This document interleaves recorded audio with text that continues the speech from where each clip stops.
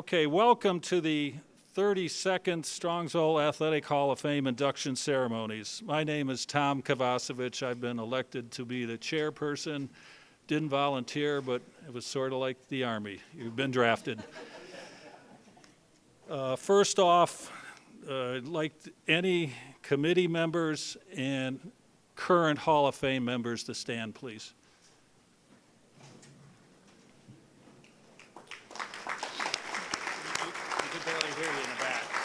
Get a little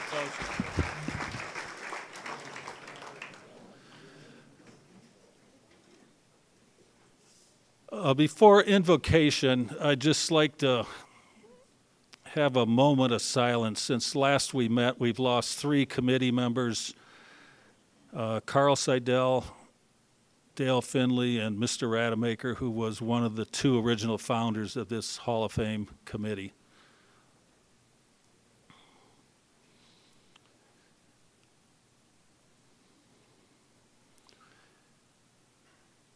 Thank you. I've known all 3 of those gentlemen probably 40 plus years, and Carl lived across the street from me for years. Mr. Rademacher was my teacher in high school, gave me a lot of breaks. And Dale, as most of you know, was a former mayor of Strongsville and member of the Hall of Fame committee. At this time, I'd like to have Pastor Dave Scavuzzo for invocation, please.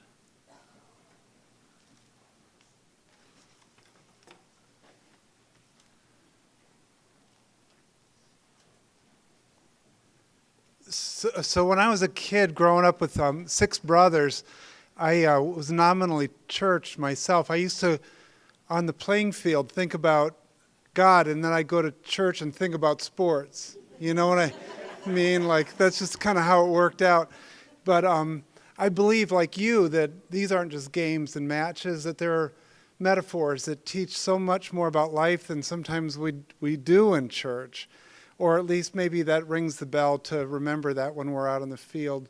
Congratulations to you all, and let's say a quick prayer. God, thank you for coaches and parents and people who cheered for us and encouraged us along the way. Thank you for lessons learned of integrity and character and hard work and those things that you wish to teach us when we were together in locker rooms and on fields and tracks. And thank you, Lord, for the gathering tonight as we honor these people and remember you as we break bread and give thanks for the food through Christ. Amen.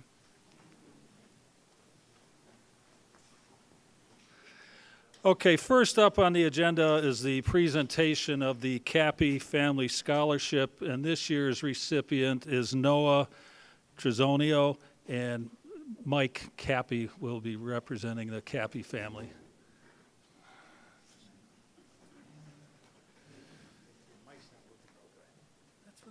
Yeah, it's hard to say.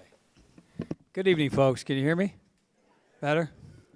Well, my name is Mike Cappy, and I am here tonight with my mother, Marge Cappy, and my wife, Helen Cappy. Ladies, would you stand up, please? Go ahead, ladies. That is not standing up. Anyway, we are here tonight to present an award in honor of my father, Bob Cappy. For those of you who knew him, thank you. He was a great guy. For those of you who didn't, you should have. He was a really good guy. But we are very honored to do this award. We've been doing it for 9 years now, Mom, right? 9 years. And we're real happy that we could help somebody who went to Strongsville. This year's recipient played for the runner-up baseball team, state championship, was the first baseman, also played for the Strongsville basketball team, and also is a 4.0 student, which is pretty impressive. Because playing with Coach Search, you don't have all that much time to study. You got to play baseball. But anyway, Noah is now attending Kent State University and has just started, and we're very happy for this year's recipient, Noah Trezino. There he is. Hi, Noah. Thank you. Noah, congratulations, and many good years of college. And would you like to say a few words? Sure. First, I would like to thank Coach Cicerci for nominating me for this award, and also to the committee of people that selected me to receive this award. And lastly, to the Cappy family for being here and honoring me with this award. And thank you.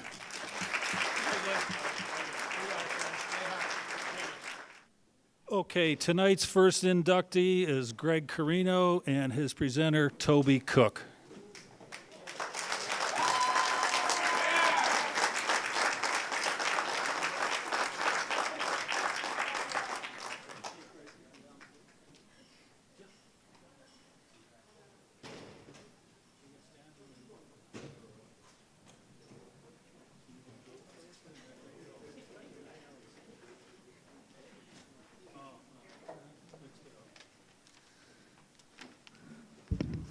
Yeah, this is perfect.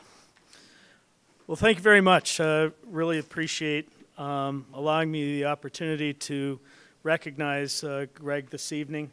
My congratulations to everyone who's being inducted into the Strongsville High School Athletic Hall of Fame this evening. And most significantly to me personally as well is the inclusion of soccer player Bruce Murphy. Bruce, this was certainly a long time coming, and I'm proud to see you added to a great list of Mustang boys soccer players in our Hall of Fame. Greg, it's a great honor to have been asked to introduce you this evening. You come from a long line of athletes that have played soccer at a high level, but also took to the football field and excelled. And what really sets you apart, though, was your participation in track as well. We've not had too many three-sport athletes go through our soccer program, and you were one of only a very small number that did so. I remember sitting with football coach Russ Jakes, with you and your parents, the summer before your senior season, when you approached us about not just kicking that season, but also playing as a running back wide receiver. You're the only player that has been able to manage to play both soccer and football at a high level in our soccer program's history. Greg possessed one attribute that can't be taught and is absolutely God-given, and that was speed. Greg was a captain, 3-year boys soccer, football, and track and field letter winner. He was named first team All-Pioneer Conference in all 3 sports, named All-Greater Cleveland in soccer, played on 3 Pioneer Conference soccer championship teams, was district champion in soccer in 2 of those seasons, played in 2 Division I playoff games in football, and his name is still in the record books for his accomplishments on the track in the 4x100 relay team with a school record of 42.55 seconds and the 200-yard dash school record of 21.62 seconds. That's certainly some speed. And he shares that team relay record with Hall of Fame Brandon Murphy as well. Part of that team was at Buurman and Jason Robinson. So, certainly we've got a couple of boys. I think they could do that speed now, don't you think? Maybe. He was a team MVP in football his senior year, led the team in receiving with 11 receptions for 368 yards, 4 TDs, made 24 of 28 point-after attempts, 3 rushing attempts for 91 yards that year, along with a couple of touchdowns. In soccer, during Greg's career, he scored 35 goals in 53 games. He's 6th on our all-time list. He earned 18 assists. He's 10th on the list in assists, and his 88 points earned him 7th place all-time on the all-time list. Our team record during those years, 45 wins, 8 losses, and 8 ties during his tenure. And without much further ado, it gives me great pleasure to introduce and help induct Greg Carino.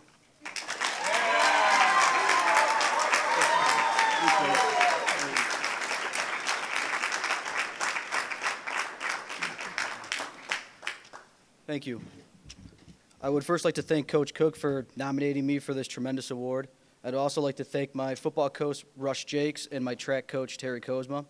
All 3 of those coaches really pushed me to become the athlete that I was in high school. I would also like to give Coach Cook a very special thank you for giving me the opportunity to play wide receiver my senior year. It was something I will always remember. I also want to thank my family who have always supported me on and off the field, my aunts and uncles for coming to countless games and sitting through long, boring track meets, always being there for me. So I want to thank you.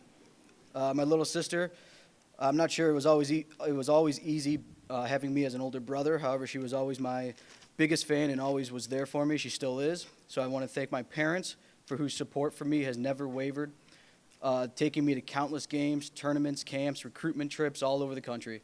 They never missed one game in any sport ever. It was truly incredible. I am who I am today because of them. To Steffi, who didn't know me in high school but is a big part of my life now, she's always there for me, and I want to thank you. I love you. And again, thank you for this tremendous award. I appreciate it.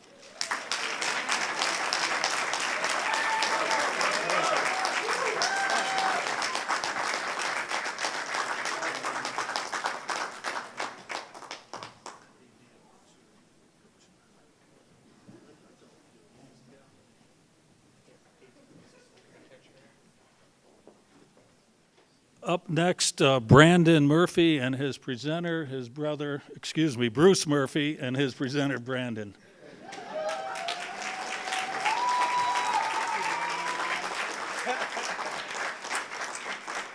I appreciate you adjusting the mic here. I'm a little short, so you just had to do that to me, right? So, good evening, everybody. It's a pleasure being here. My name is Brandon Murphy. I'm a graduate of Strongsville in 2003. And before I get started, I want to congratulate all of the inductees this year. It's a great honor to be up with you guys in the presence of greatness.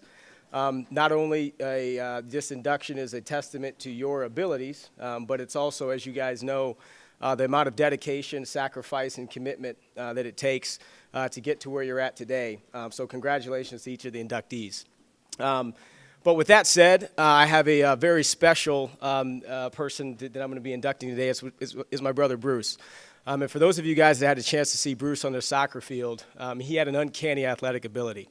And that athletic ability was unfortunately frustrating, as well as inspiring as we grew up together in Strongsville. Frustrating in the sense that we're both competitors. And I would always come up short. No matter the competition, I could never seem to beat my brother.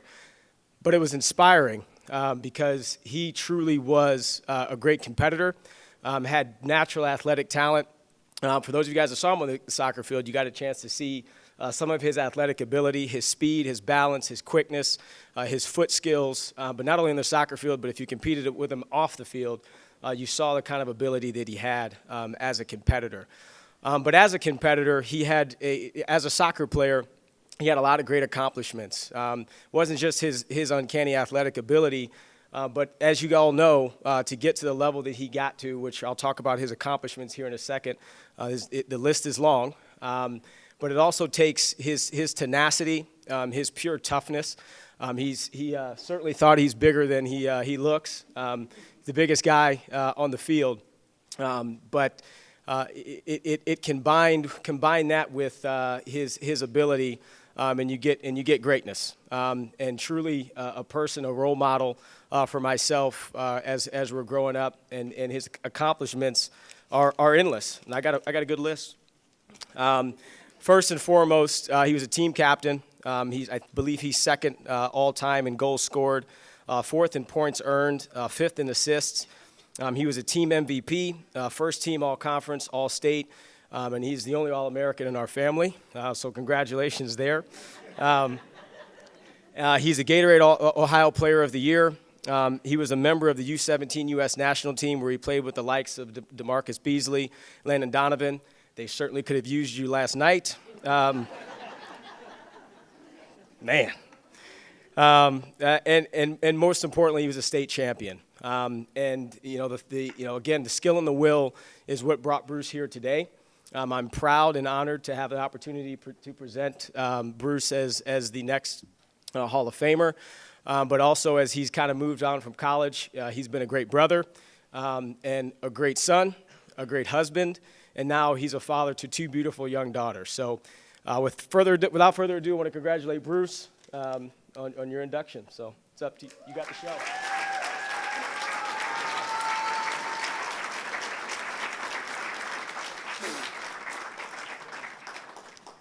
I can't just wing it. All right. Thank you, BA. Wherever you are. Oh, you back there?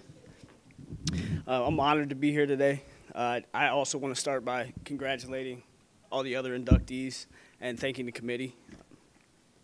I'd like to take just a little bit of time to thank some of the people that played a role in my career, because I believe I was fortunate enough to have a strong support system. It wasn't just about athletic ability. I had a lot of great people that helped me through the road, if you want to, whatever you want to call it.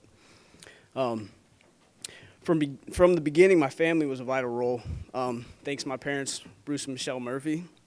I was given opportunities to play a lot of different sports, from baseball, basketball, track, but soccer seemed to be the one that just worked for me. My parents gave me their constant support throughout the years. Even my father was a football guy. If everybody knows my father, Bruce, he's a football guy. He made the transition to soccer dad.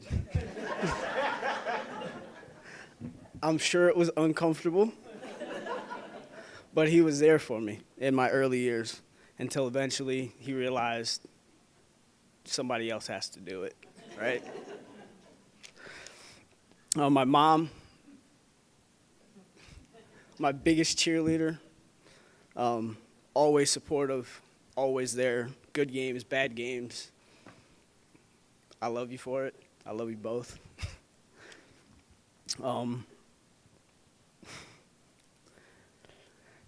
They were my biggest fans, but they also taught me a lot about life through sports. They taught me a lot of life lessons that I will always take with me. And the same, my siblings, Brandon and Shayla over there, and my brother Brandon, they've always been very supportive as well. He's not here today, but I'd like to thank Mr. Bob Blair. He was one of my youth coaches. He gave me the opportunity to challenge myself against higher competition.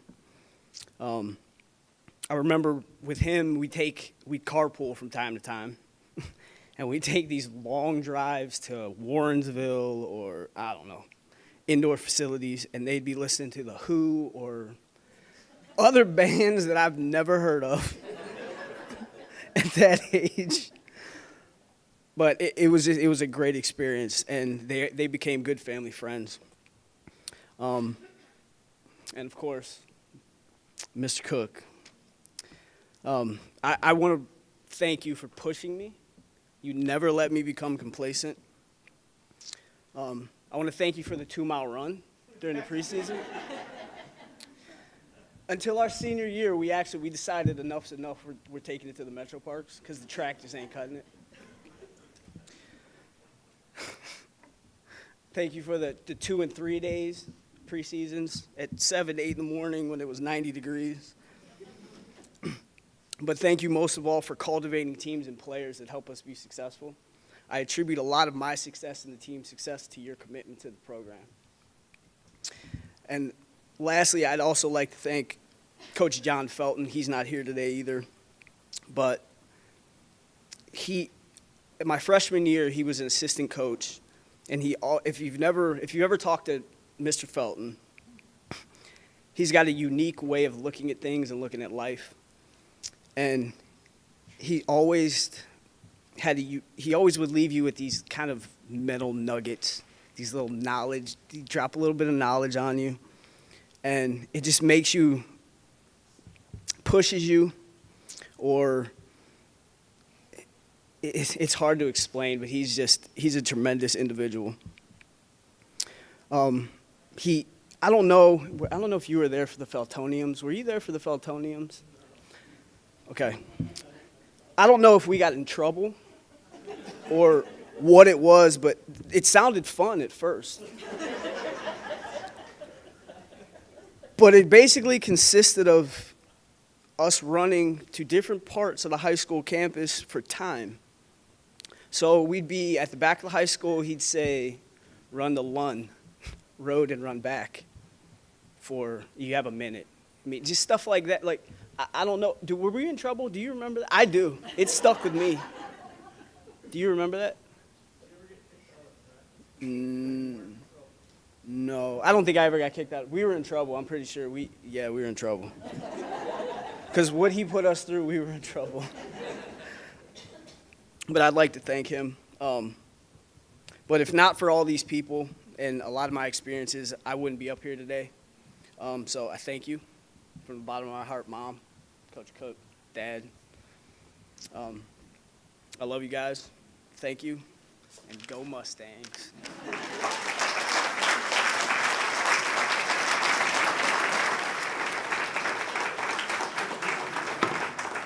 1-1. Let Mom do the honors.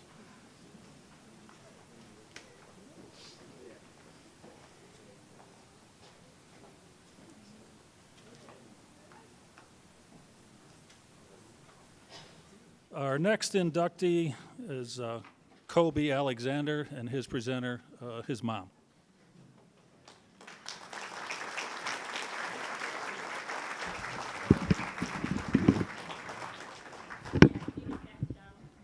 Is that good? That's probably good. Good. I'll stand real close. Okay, we'll scoot over here.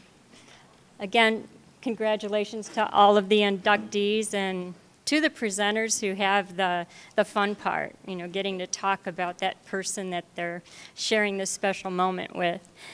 It isn't often that a mom who also happens to be a coach gets to present her own son for an honor like this one. So it is with great pride and happiness that I am able to present Colby this evening.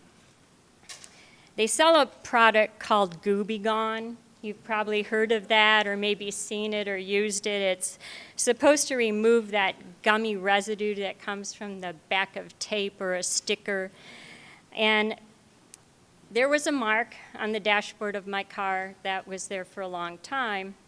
And I could have used some Gooby Gone to remove it, but we kind of chose not to. I used to drive Colby to practice. I was his coach, but I was also teaching at the high school, and I would drive him to practice, and we would drive home together, and we could chat, and we could plan, and sometimes whine about how the day went or how the workout went, and also celebrate some magical moments that happened on the track. But that mark was on my dashboard for a reason. Colby decided that he was going to have a lot of goals. We're a goal-oriented family of runners. And if you ever came to my house and you walked around, you'd probably see signs. There were signs on the ceiling, there were signs on mirrors, there were signs on walls, and you'd notice them, you couldn't help it. Colby had signs and Aubrey had signs. She was running, a little bit before him as far as her years in school. But they were all messages and reminders of long-term and short-term goals that they had for themselves. Colby had goals posted like breaking school records, being a state champion, making it into track and field news, going to the University of Oregon, running in the Olympic trials, and becoming an All-American. So he had his 1,600-meter school record goal there on the dashboard for a long time. It was on the glove box where he could see it every day, more than once. And they recommend that when you set goals that they're clear and specific and that you post them where you can see them often.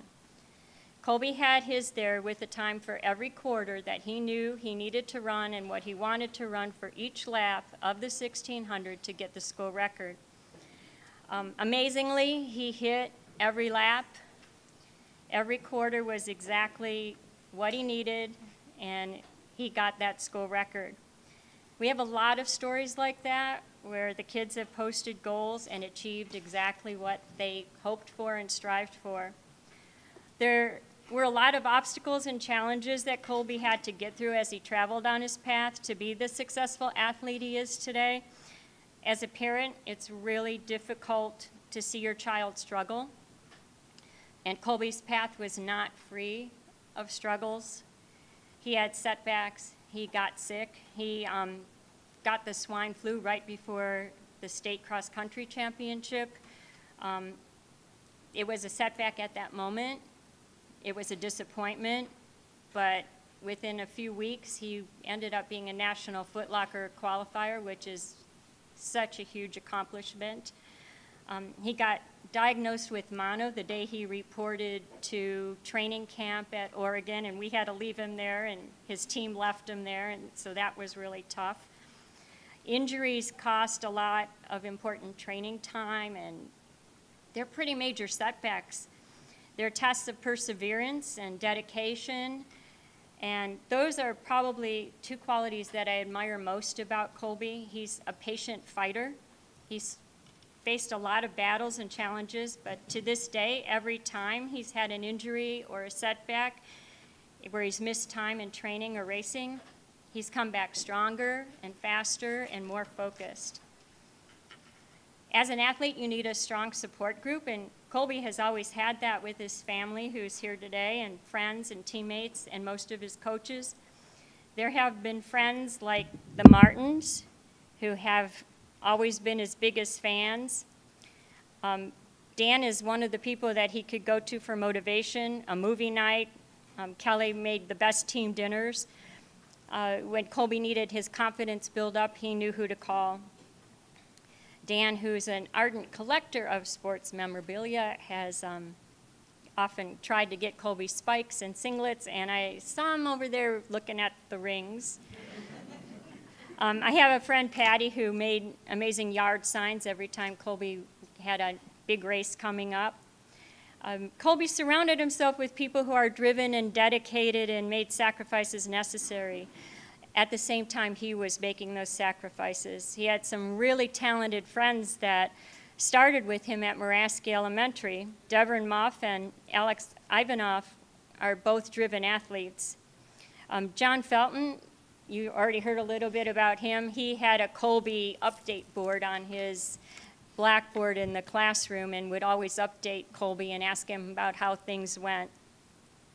His competitive drive has been visible since he was really young. His brother Andy is 10 years older and was a very competitive runner at Strongsville and Ashland University. And Colby always wanted to race Andy and insisted he could beat him and his friends. Some of you may have heard of Brandon Stevens. He's another Strongsville alum who plays football professionally. He used to live a few doors down from us. When Colby was in about third grade and Brandon was in sixth, Colby ran off the bus one afternoon really, really excited to tell us that Brandon on the bus agreed to race him. So they set up this little race in Brandon's backyard. I cannot tell you who won, but I can tell you it was probably Colby who asked Brandon and challenged him that day for the race, because he isn't intimidated by anyone, because he's prepared and he's competitive, and he's always been a confident racer. When Colby was much younger, one of his favorite stories was the little engine that could, the one where the little engine has to make it up a big hill and chants, I think I can, over and over again. When Colby was younger, he didn't race a lot, but he had a favorite orange shirt that was Lucky, and he tried to make that thing last as he outgrew it. And we asked him, how did you manage to come from behind and do so well in your race? And he said, without hesitation, I thought about the little engine that could, and I think I can.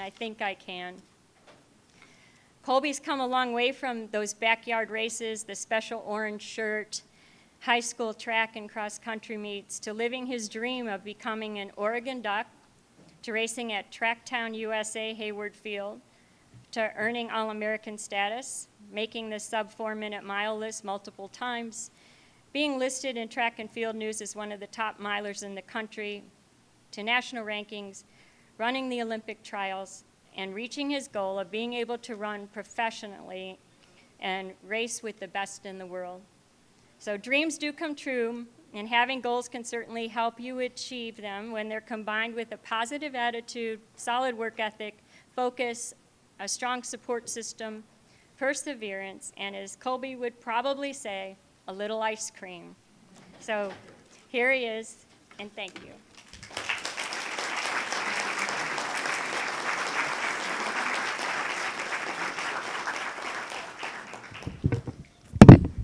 Thank you. I beat Brandon, by the way. Yeah, I just want to start off by thanking the committee. It's a huge honor.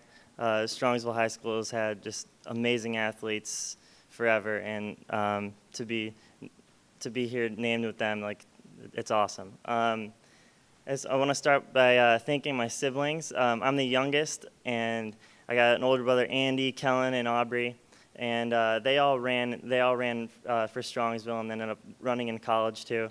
And I remember always, like, I basically grew up at going to their cross country meets every weekend. There's a new meet, and I would always hang out with the older guys on the team, and I would always talk trash to them. Like, even when I was in elementary school, I'm like, yeah, I'm probably the best person on the team, and they're like, you're not even on the team.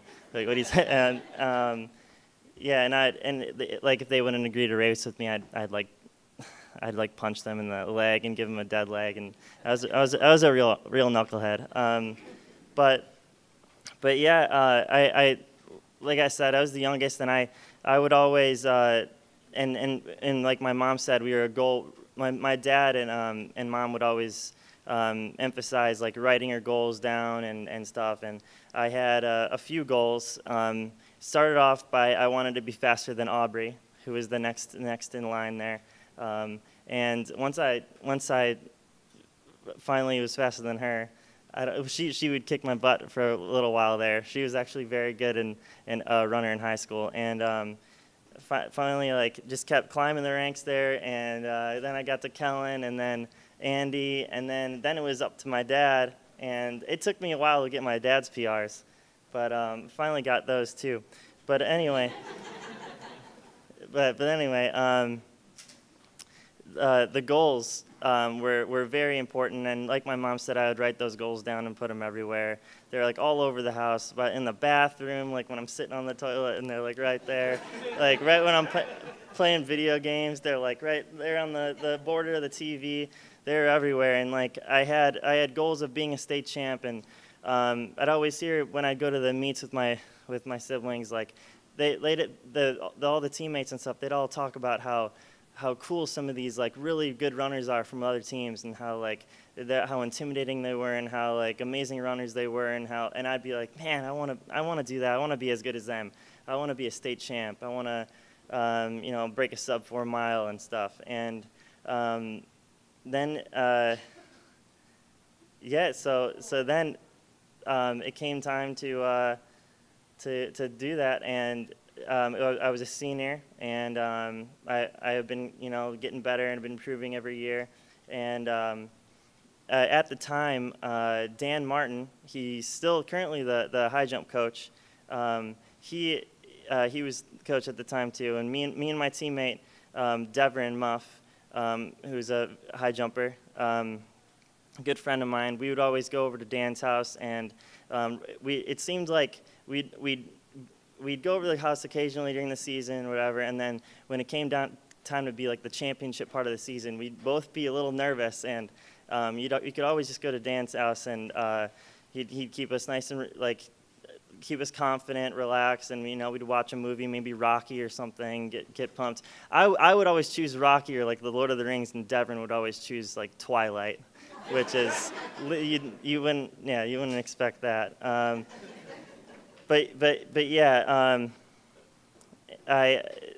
going over Dan's house, we'd always, me and Devin and Dan would always talk about how it'd be awesome if we could both be state champs.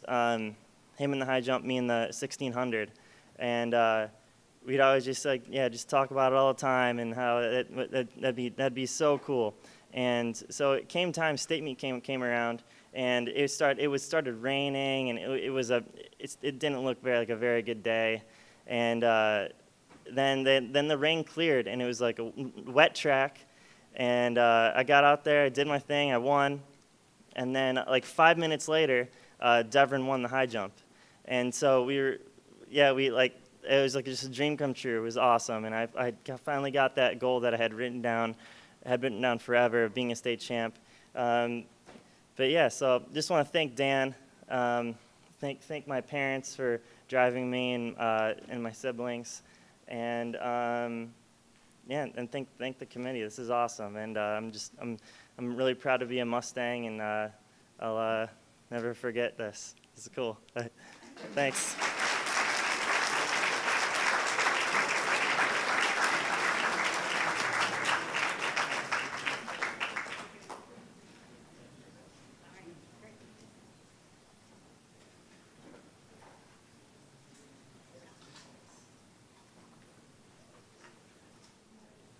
Our next inductee, Aaron White, he's not able to be here. His presenter, Joe Lynch, and his mom, Debbie. If you'd step forward, please.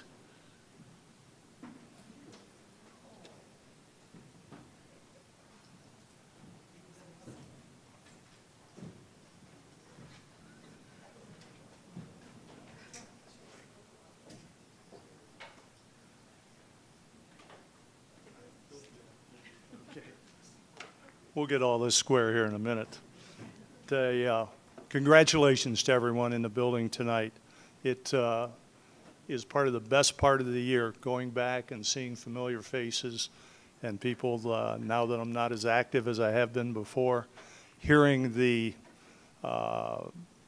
stories of people and what motivates them to be better, to achieve.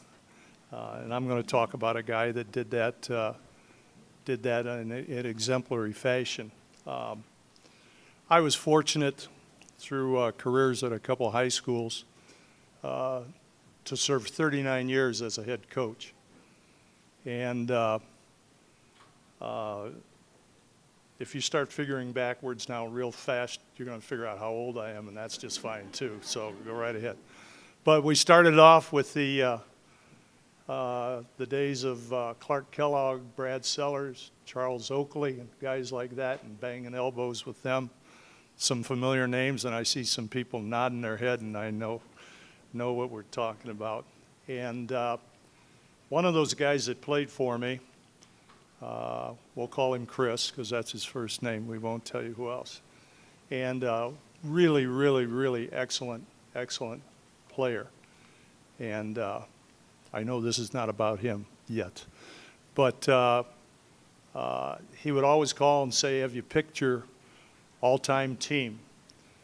And down through the course of a few years of doing that stuff, when I changed schools and things, the newspapers asked for similar things. And I would say, no, I can't do that, because I'm not done yet. And there's going to be some that are going to come after that are going to be better than those that came before. It's just the evolutionary process. And it happened. And it happened. And that's a young man that I'm going to talk to you about here shortly for a little bit. Two kids came out, well, more than two came out of the parochial school that, and they said, get over there and take a look. I said, don't miss, there's a tall, gangly redhead that doesn't look like he could open the door. And there's this other big thug that's with him. You'll really love him because of the way you like to play basketball, and that was Ray Hamilton. And the guys behind me laughed, and they know exactly what I'm talking about there. But I would talk to him, and he said, well, you better, if you're going to choose that all-time team. I said, Chris, I don't know if I'm going to be able to do that, because who knows what is yet to come. So we go back and forth, and maybe that time will come sometime. Aaron White, let me tell you a little bit about him, and most of you know about him. And you'll have to excuse me for a minute as I get closer. No one makes print big enough anymore, do they? No, we're busy looking for our glasses to do that. He was a typical young, gangly kid, but man, he had some skills. And you could see that the potential was there. Battled through some illnesses over the course of 4 years, battled through some injuries over the course of those years. He didn't lock himself in too many gyms, or he locked himself in. Actually, that was down the road in his career. Part of the things we'd kid him about. When he finished from high school, he was a 2009-2010 Player of the Year. He was our leading rebounder and best free throw shooter. Had a 40-point holiday tournament game and was second team All-Ohio in 2010-2011. He was second all-time leader in career points at 1,238. Think some of the other players you've seen in basketball at Strongsville High School. That year, you could kind of tell what was going to happen in the Ohio-Kentucky All-Star game. He was chosen MVP. Obviously, he was a 4-year varsity letterman, and because of those efforts, and Ike and I laugh about, we had more Big Ten coaches in that gym than I think the football coach did, and I couldn't figure that out. But obviously, they were basketball guys. And he committed with a lot of choices to the University of Iowa. While he was at Iowa, he accomplished the following things. Playing in the Big Ten, of course, and everyone's aware of that. His first team all Big Ten his senior year. They only picked 5 guys that year. Not 10, not 12, not 15. First team all Big Ten. Scored 1,859 points, second all-time at Iowa. He was their second leading scorer. 901 rebounds, third all-time. 618 made free throws, first all-time.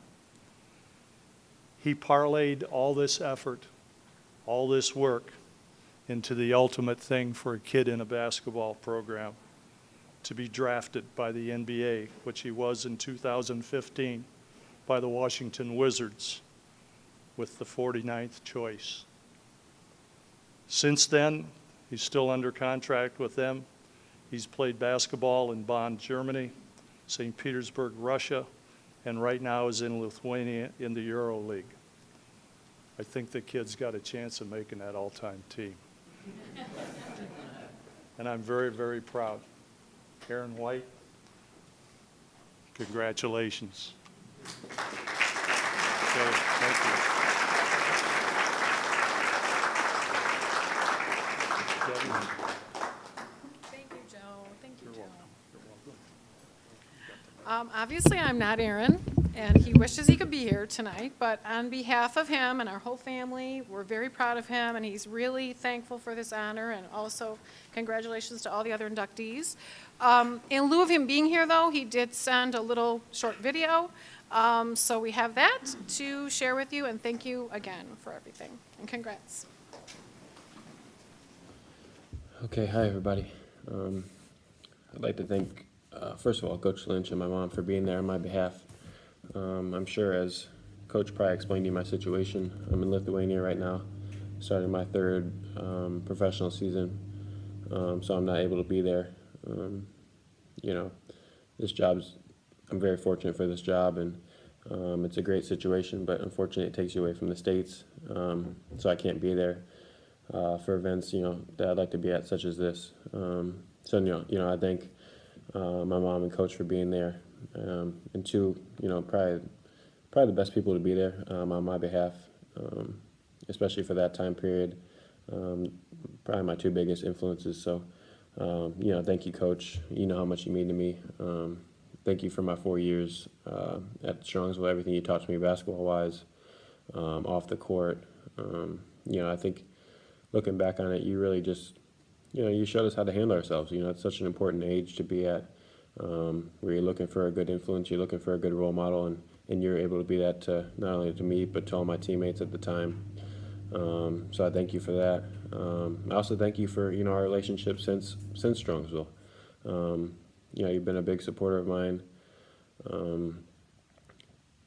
at Iowa, sorry. You know, you followed me every Ohio State game. You were there. You came to a couple games in Iowa.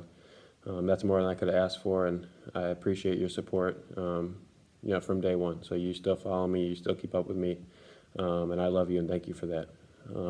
You know, and also to my mom, thank you so much for being there.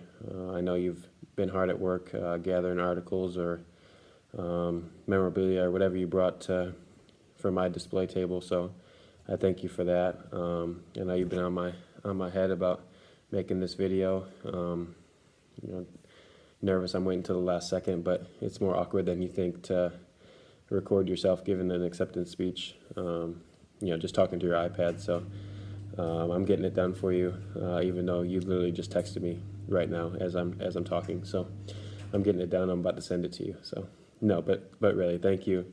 I love you. I can't say in a video message or in a speech how thankful I am for everything you've done for me. I mean, obviously in high school, which this is about, but before high school, college now. My life's been crazy, and you've been there every step of the way. So, yeah, I'm looking back on my 4 years, which this is about. I mean, and this is about high school, obviously. Looking back on those 4 years, this is such a cool honor and such a cool award to get, or induction to the Hall of Fame to get. It's something that I never thought I would have gotten. I started playing basketball, and I played basketball and golf in high school because I just loved the two sports. And as basketball has changed now, when you get a scholarship and then now I'm playing professionally, it's a little bit different. Basketball for me now is my job. I love the game still the same, but it's just different. It pays the bills. It helps me support my family.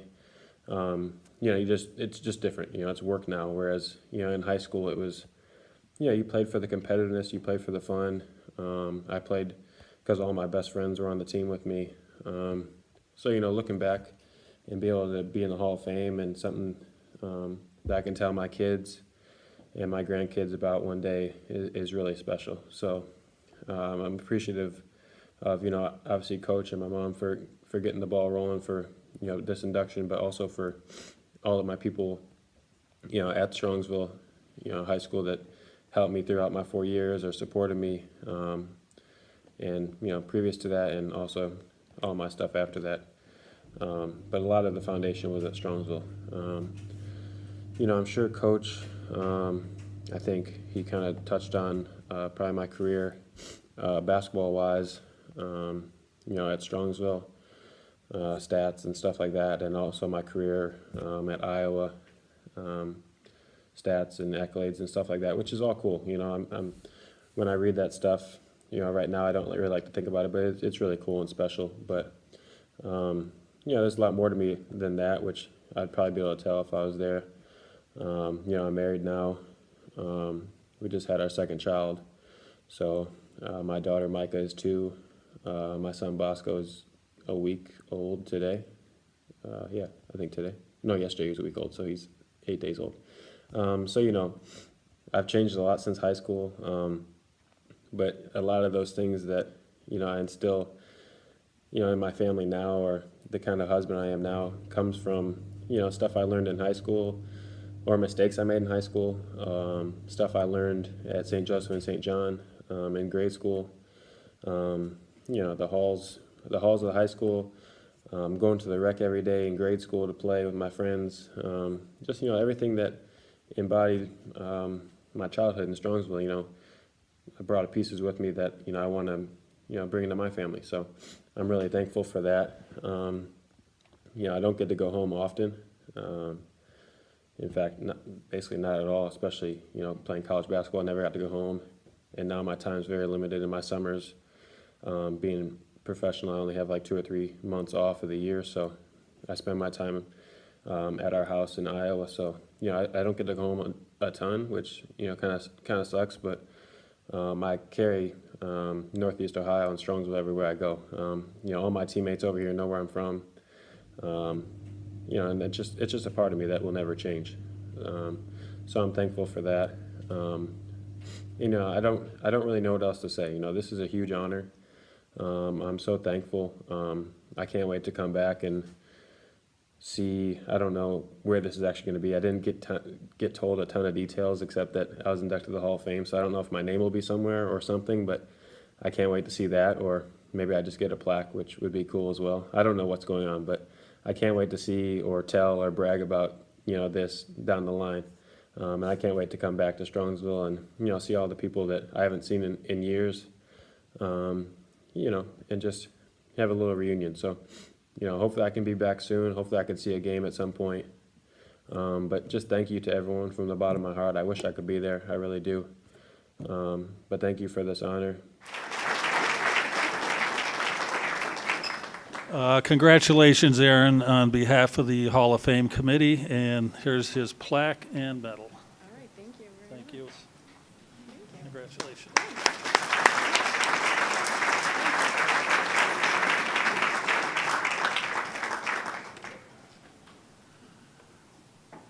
Last but not least,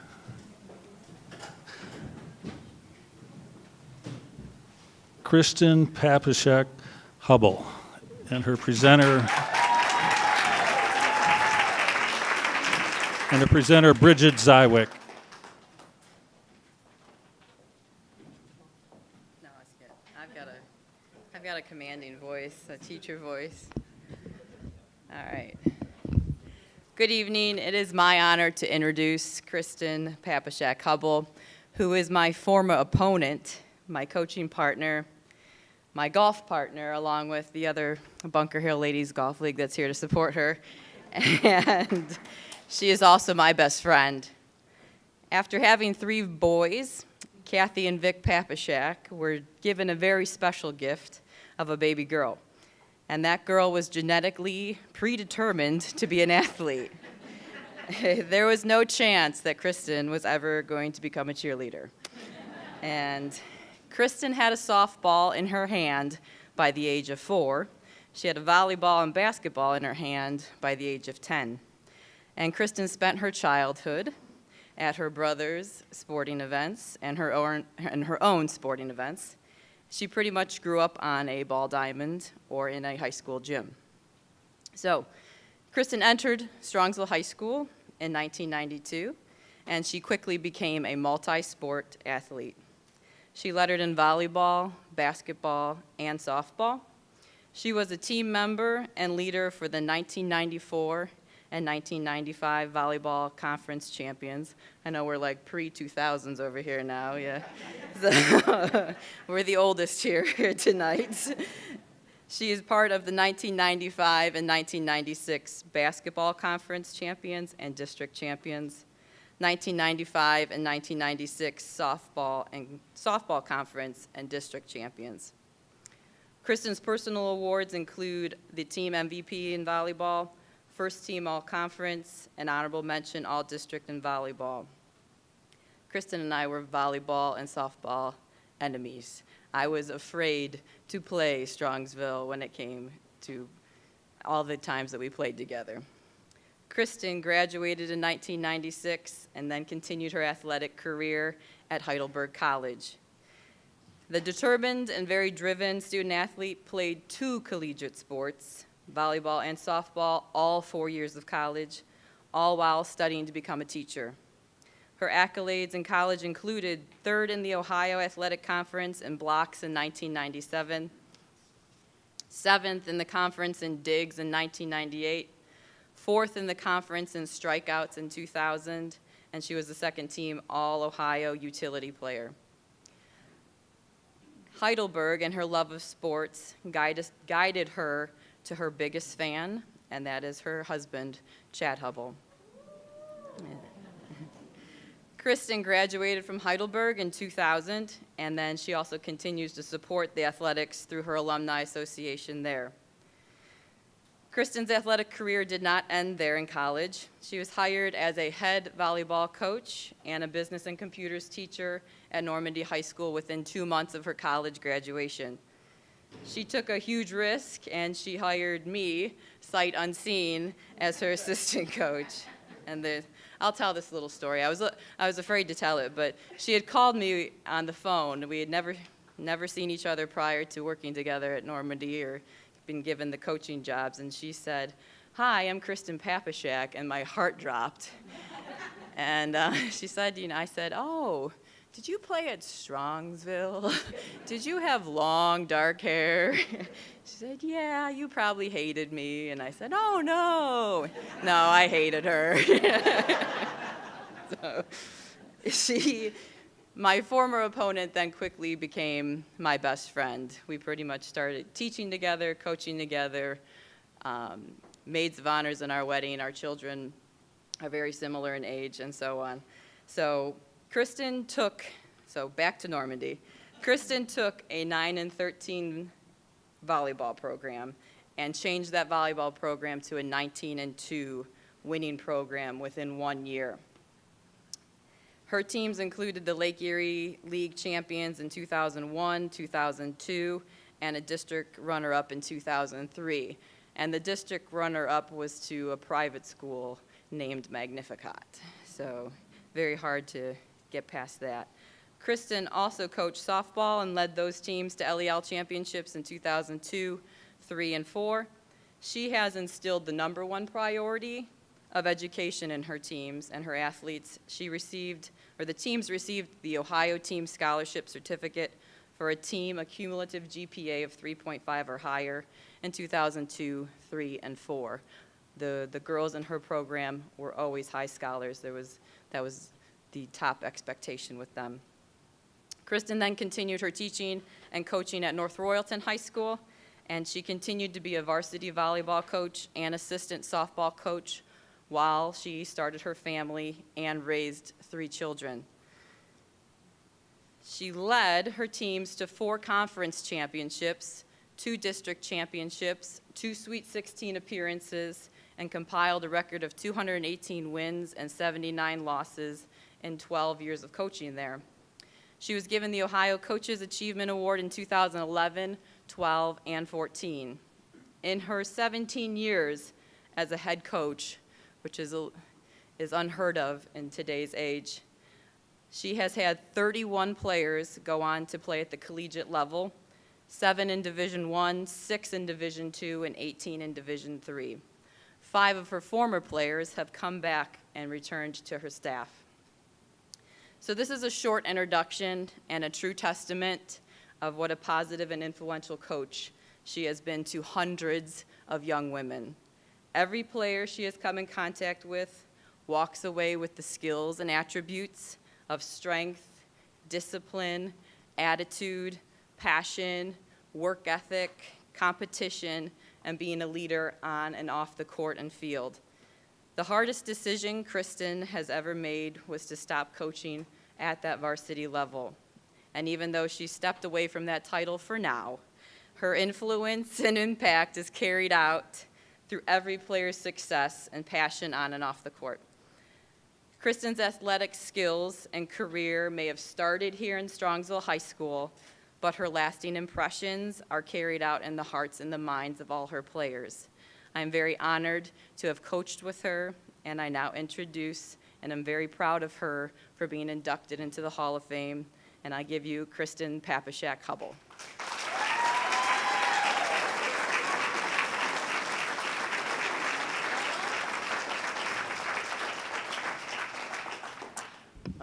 I'm not sure what to say after that, but thank you very much for that introduction. I just want to thank the Strongsville Athletic Hall of Fame Committee for choosing me for this great honor. I was completely shocked when I opened my letter. And then when I looked at the list of inductees, I couldn't believe my name was among that prestigious list. Now, listening to the accolades of all of these athletes up here that I've watched play as I've been older, I really want to congratulate Aaron and Greg and Bruce and Colby and Bob as well. I'm so proud to say that I am part of your induction class. Like Bridget said, being an athlete was probably predetermined from birth, being born in Papashak. Both my parents were athletes, and I grew up in a household with 3 older brothers who were all phenomenal athletes as well. I was bound to probably pick up a ball at some point. There's a difference, I think, between playing sports and being an athlete. And I really think anyone can play a sport. I mean, I golf. I'm not very good, but I golf. So the difference is that to be a true athlete means that you have this competitive nature that's just, it's in you. It's just something that you're born with. It's something that's just part of your soul. And I truly think I get that competitive nature from my family. My dad was a 3-sport athlete at South High and then went on to play football at OU. And he wasn't the biggest guy at 5'11", but he never let that size factor determine his success. He had this competitive nature and determination that he was going to succeed no matter what. My mom was an athlete at South High as well, although girls' teams back then did not play against other schools. She did play within her own school basketball and badminton, and then she also played softball in the summers. She then picked up volleyball as an adult, and I remember going to watch her play in these women's leagues, and my mom was one of the best players in those gyms. I couldn't wait to be able to go and actually participate with her. My oldest brother, Steve, was an athlete at Strongsville High School as well. He has the most incredible hand-eye coordination I've ever seen. Even now, when I watch him hit a golf ball, it is just unbelievable. The tennis courts behind the baseball field, behind Strongsville High School, have quite a few dents in them from the home run balls that he would continuously hit there. His natural ability to just be so much better than everyone else was something I wanted to live up to. My brother Jeff, also an athlete at Strongsville High School, he was the athlete whose work ethic was unmatched by anybody else. He was not just the hard worker on the field, but also in the classroom. I remember so many times he was super popular, and he would tell his friends, I'm gonna be a little bit late to whatever social event it might be, because he had to get his work done first. I always remember him going out for a run, or lifting, or just doing whatever he could to make himself better than the next guy. And it definitely paid off for him. He accepted a full scholarship and played football at Georgia Tech and won a national championship. It was pretty cool to watch your big brother on TV. He also dented those tennis courts quite a few times by also hitting some home runs during his baseball career. He's always inspired me to work harder, and he was always the first one to congratulate me on any of my accomplishments. My brother Kevin probably fueled that fire in me, that competitive edge, more than anyone else, as we were closest in age and everything was a competition. Kevin has this drive in him and this determination that he's gonna win no matter what the situation might be. And oftentimes he would literally carry his teammates on his back if it meant a win. I really wanted to be that type of athlete for my teammates. As well, that tennis court, again, a few years later, had more dents in it from all the home runs that my brother Kevin also hit. Competitive nature, I would say, was definitely something I got from my family. And I can remember back not too many years after I graduated, my mom would no longer let us play board games or cards at family gatherings because they oftentimes ended in fights or the Monopoly board being flipped or cards being tossed and maybe a few choice words being said, because we were all so competitive that we wanted to win no matter what the costs were. I started playing organized softball when I was probably 4 or 5, like Bridget said, and then I added volleyball and basketball to that about 10 years old. I loved to play, but I loved to win even more. I think the best part about playing sports growing up for me and in high school was that I got to play team sports. I commend everyone that does do an individual sport. I think that takes incredible talent and drive. But being part of a team really taught me so many things about myself. I played with some incredible athletes, and those people pushed me every single day to raise my level of play. I was fortunate enough to play volleyball, basketball, and softball in high school. Karen Call was my high school volleyball coach. And I have to say that she taught me so much about the game of volleyball, but she really taught me so much about myself.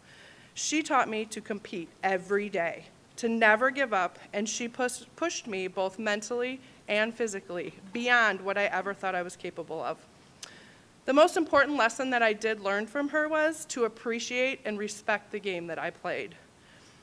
Bill Cash, Norm Connors, and Jeff Eicher were my basketball coaches. And I would say they had a pretty tough job coaching a bunch of very strong-willed individuals that were high school girls. We had 9 seniors on the basketball team my senior year. But their love of the game and their ability to motivate us was why for years we had the winningest record in school history in that 1995-96 season. We overcame adversity. For those of you that don't know, that was the year of the fire. Over Christmas break, the day before we went back, we had a fire set to the building. So some of the rooms that you have now gotten to notice, they weren't there when I was there. The offices had a fire, and we really did have to overcome it because we had a warped gym floor to practice basketball on, and we had to finish our basketball season all away games. That year, we made it to the regional finals for the first time in school history, and it was probably one of the most unforgettable seasons. I think that Coach Cash probably took credit for this, but we literally learned that you could not dribble into the corner, because if you did, the 2-foot warp would actually let the ball bounce out of bounds. So he took credit for us never getting trapped in the corner, but it was actually the fire in the warped gym floor that did that. I was a pitcher on the softball team, and I absolutely loved the challenge of being in that circle. During my high school career, I learned so much about adversity, and there were probably times where I didn't exactly see eye to eye with everyone, and I was probably blinded by my competitiveness. However, I did learn that keeping a positive attitude makes all the difference in those times of adversity. I think that those life lessons I learned from being part of a team created opportunities for my future. The experiences I had in high school and college shaped my career decision to become a high school teacher because I wanted to coach the sports that I love to play so much.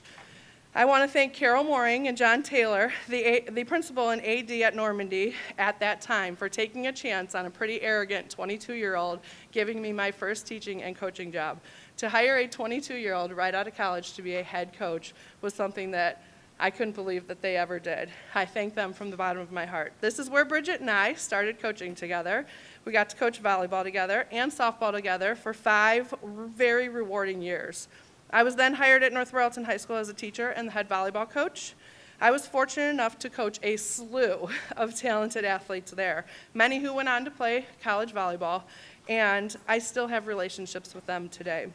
Even with the coaches awards and the championships and the school records, the best part of my coaching experience was definitely the relationships I built with the players and my colleagues. Thinking about all my wonderful coaching experiences, nothing was more rewarding than this past summer, where I got to coach my 7-year-old daughter's softball team. Now, going from varsity to 7-year-old girls, that was quite an experience for me, especially because I am not the easiest coach to play for. If you ask any of my former players, they probably said I was the toughest coach they ever had. But even though we didn't always win, just seeing the smiles on those girls' faces when they had some success was truly rewarding. We had a little girl on our team that didn't even know you had to drop the bat to run to first base. And she struck out every time she was up. And finally, around July 4th, she hit a little dribbler right up the line and dropped that bat and ran to first base and stood on first base with those arms up, and it was the best experience I've had. My daughter, who is very competitive as well, liked to hit line drives at me, so that was a fun thing. I learned how I still have a little bit of agility left in me at my old age. I now get to watch my 10-year-old son and my daughter play the sports that they love to play, and it's truly a rewarding experience. Even my 3-year-old son will pick up the balls and the bat and the tee and go out in the backyard and work on his swing. I just hope that I can instill some of those values in them that other people have instilled in me. I want to thank everyone who is part of my athletic career, and I'm probably going to read this so I don't forget anybody. All of my coaches at Strongsville, especially Karen Call, who I cannot say enough about what she did for me.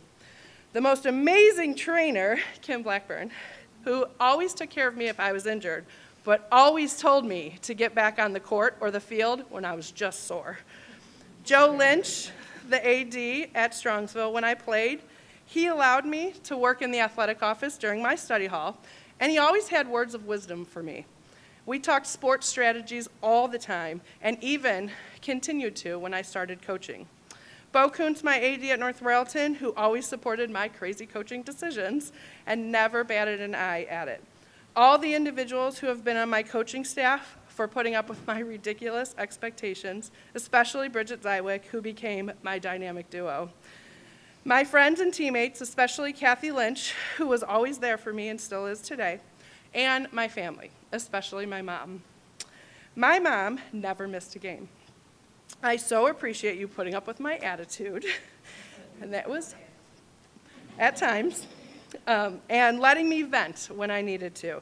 Thank you for always being the most supportive fan and sacrificing so much just so I could play. A special thank you to my husband, Chad, who has always supported me in keeping up with our crazy schedule, usually revolving around athletics from college until now. I always get the statement when I walk out the door, "Don't get hurt." But I know that he just still supports the fact that I just can't give up playing. I continue to play co-ed softball. It's a little slower now than it was in fast pitch.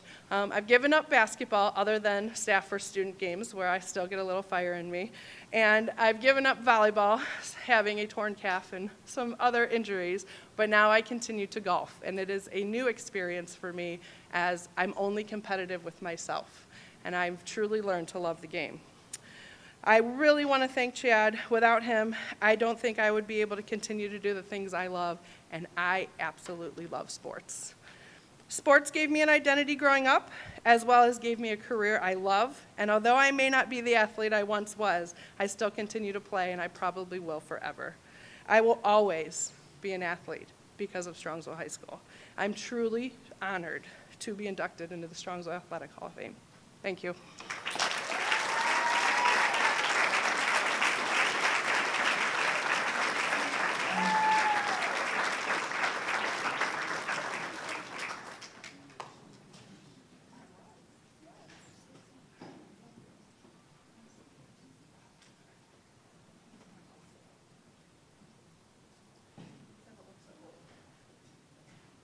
And now I'd like to introduce our Wall of Fame inductee, Bob Jurek, and his presenter, his wife, Nancy.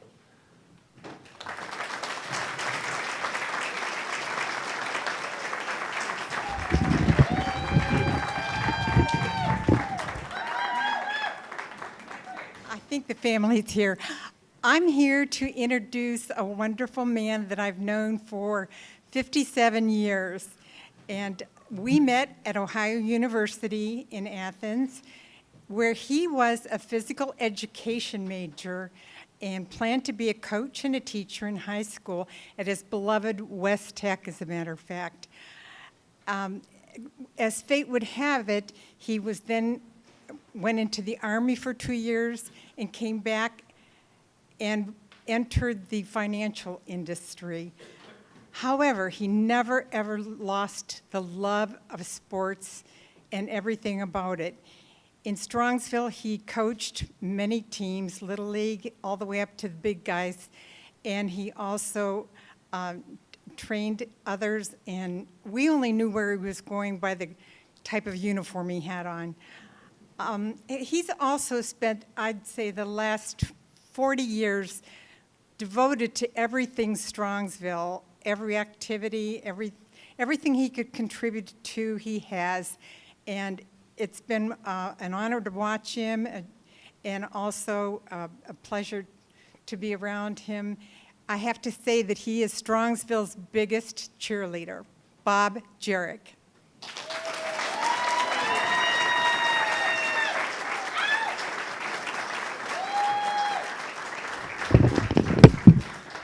Oh my goodness. Nancy, that was beautiful. I didn't know what you was going to say, and it was just beautiful words. 55 years of marriage. And let me just pull this up. You know, it is difficult being this Wall of Fame because I'm not reading off stats and so on that we heard tonight. And when I think of all that, it was just beautiful. And it's I'm so proud to be with you, Hall of Famers. You were also great in your sports. It's a beautiful thing. But I just want to say a few words. Nancy said a few words for me, but like I said, it's difficult being the recipient. And I'm just going to start in how sports and athletics were part of my life quickly. Do a little Snapchat about that. I mean, it all started when I was 15 and a half years old. I was Hal Lebovitz of the Cleveland Plain Deer. I'll be mentioning names throughout this. I better keep it quick, because there's so many names a lot of you will not recognize. Hal Lebovitz was the sports editor of the Cleveland Plain Dealer, and every year he would send out it through the paper if you wanted to be a bat boy for the Cleveland Indians. So when I reached that age where I could send it in, I sent it in, I wrote my 250 words, And about 3 weeks later, I get a telegram. You think of a telegram in today's world, but an actual telegram. And he said, I've been selected to be one of 10 finalists in the Cleveland Indian Bat Boy contest.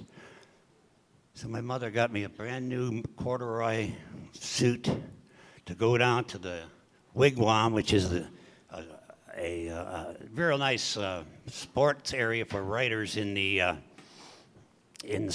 old stadium.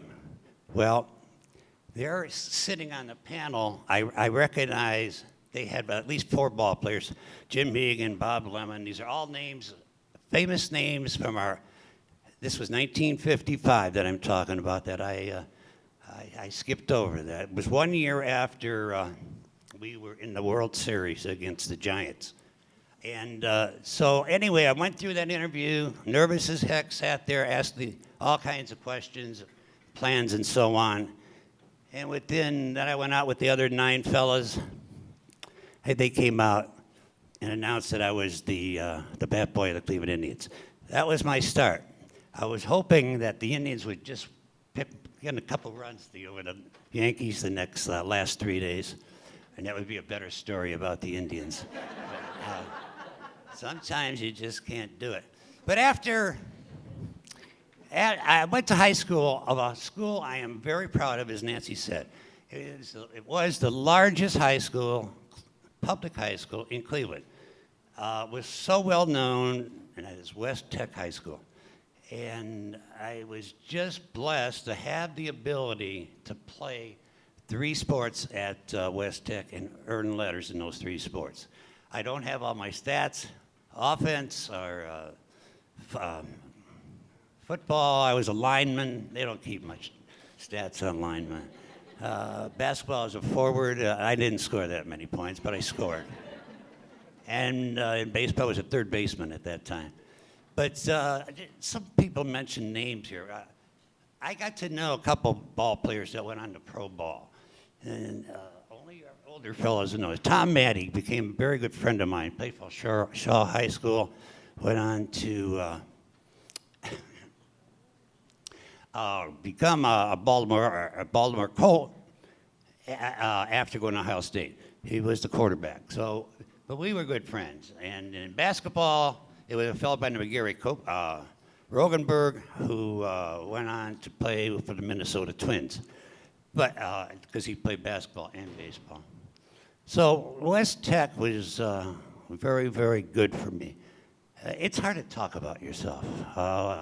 Just let me go up. After West Tech, I went to Ohio University, where I met my wife, Nancy. Did well, and there, the big thing that I took there that helped me in my career was ROTC, Reserve Officers Training Corps.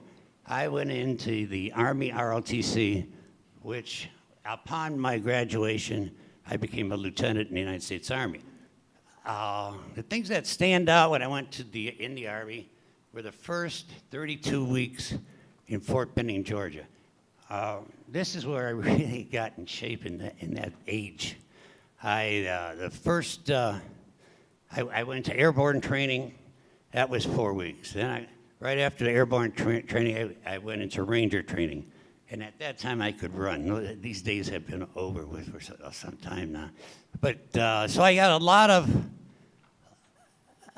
just being in things that I never thought I would do, but as athletics led me to go on further in my life in the service. After the service, we came here in 1965 to Strongsville. There were about 7,000 people. Wally Ehrnfelt always used to say you couldn't buy a pair of socks in Strongsville. Now, you know what we have here now. But then I got involved quickly with the boosters. I can still remember, as I was telling the committee, one of the things we did as a booster is build the refreshment stand at our old Taliac field. Well, now we have no Taliac field, we have no refreshment stand, and we have no Center Junior High. But things just change, and they did change for me. I just want to mention at this time, I was going to start into names, but I met George Stremple. And George Stremple, who's here this evening, was one of our first Hall of Famers, and he was my idol. I followed George in so many different sports because he was actually very good, and he would never say a word about himself. And to me, that was everything. George was everything to me. But I had to bring that up now because we still do things together. We're both getting a little bit older, but we do things together. Now, I can still remember, see, I played some racquetball in the Army, and I told George about this sport of racquetball. It wasn't very popular then. Well, we played for about 2 days, and I showed him how and so on, and then we had a real game, and I beat him. I think that was the last time I beat him. That's the athlete Mr. Stremple was. Okay, and then let me think what else. I got involved with, Dale Finley asked me if I would go on the rec board, and for 32 years I was on the recreation board. We used to meet in a little office on top of the city hall, but now look what we have, this building. 32 years we were trying to get children out on the field, playing ball, and any other events like that.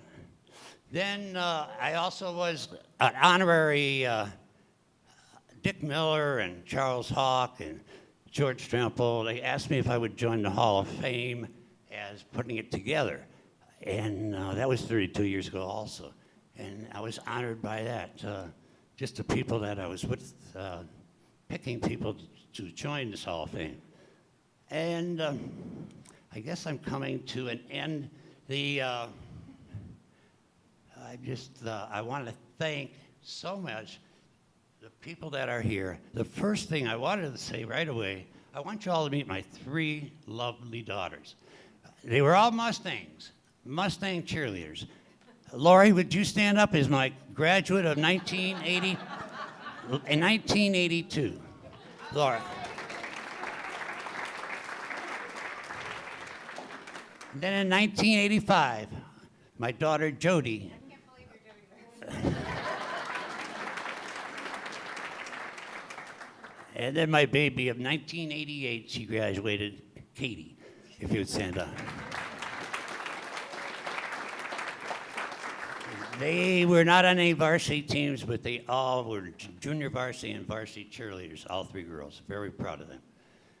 And I want to thank my City Club brothers that are here today. I see all of them there, and I'm going to acknowledge one more person. Don Walker, who I've known since 1970. He has always been a leader right behind George. And there's several fellows in City Club that are in the Hall of Fame. So we're proud to be together and do things for the city of Strongsville. Thank you so much for being here, and I say good night. Thank you.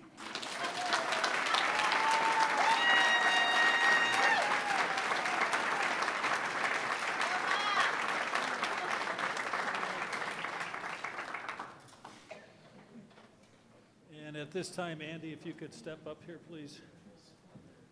I have the presentation of the commemorative plaque that honors all the inductees from tonight.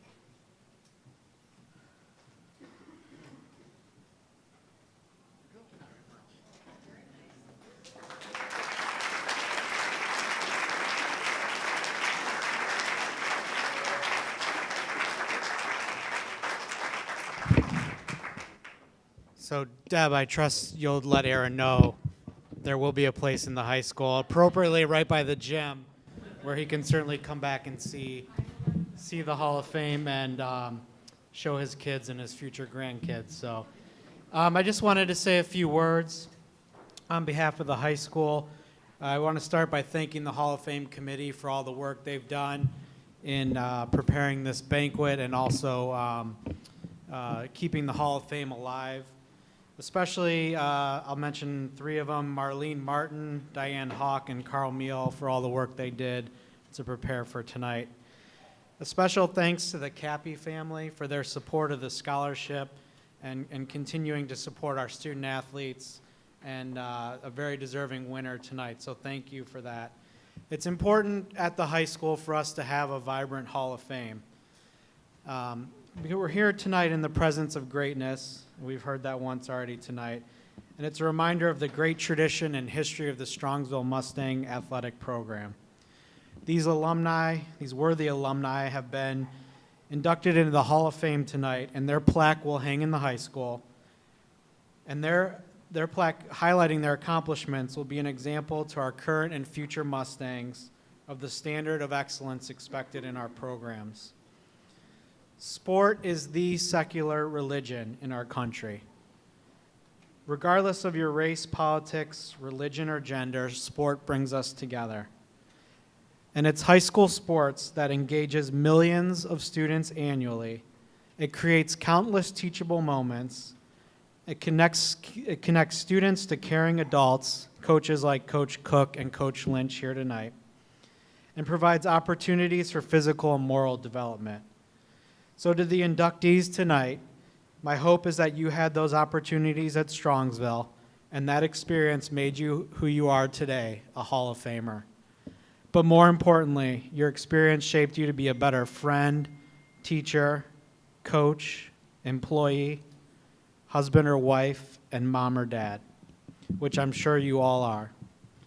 So our challenge at Strongsville now is to carry that tradition each of you have played an integral role in shaping and being good caretakers for our students so we can continue to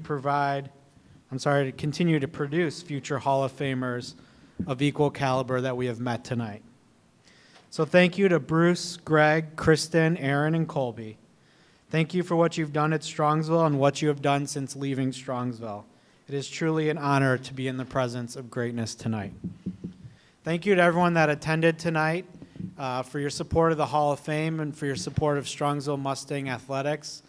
To our Hall of Famers and their families and anyone else you would like to join us tomorrow night at the football game at halftime. If you would come down to the track after both bands are done playing, we will introduce our Hall of Fame class to the football crowd tomorrow. Our kids are doing great things on the football field this year. There's a lot of excitement, so we hope to have each of you and your families back at the game tomorrow.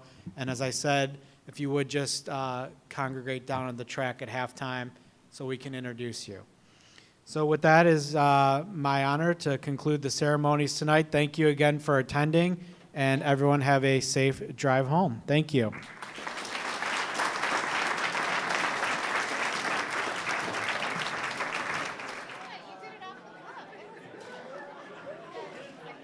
Bob, I can't believe you took that long to introduce the water. I thought it'd be the first thing you did. How have you been? You been okay?